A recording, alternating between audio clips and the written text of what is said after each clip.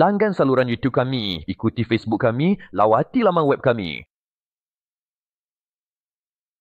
Mari kita lihat cukai perkhidmatan. Dalam SST 2.0 ni, cukai perkhidmatan perlu dibayar apabila pembayaran diterima.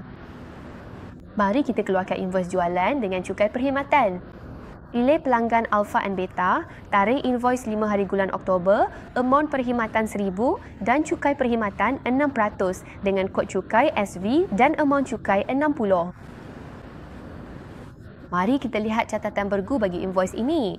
Ia akan mendebitkan akaun penghutang anda sebanyak 1060, mengkreditkan akaun jualan anda sebanyak 1000 dan mengkreditkan cukai tertunda SST anda sebanyak 60. Amount cukai perkhidmatan ini akan dicatat ke cukai tertunda SST di bawah liability semasa. Sekarang, mari kita proses penyata SST yang pertama. Klik pada proses. Dalam tempoh bercukai ini, dari 1 hari bulan September hingga 31 hari bulan Oktober, tiada cukai yang perlu dibayar kerana pembayaran belum lagi diterima.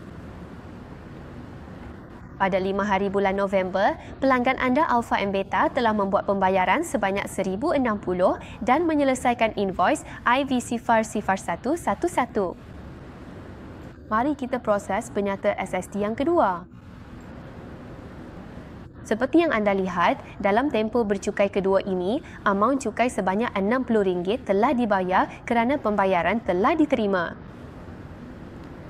Mari kita lihat SST Sifar 2. Perkhidmatan bercukai sebanyak 1000 dan amount cukai sebanyak RM60 telah dibayar.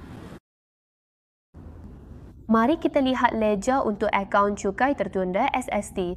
Seperti yang anda lihat, invoice dikeluarkan pada 5 hari bulan Oktober dan RM60 dicatatkan ke akaun cukai tertunda SST ini.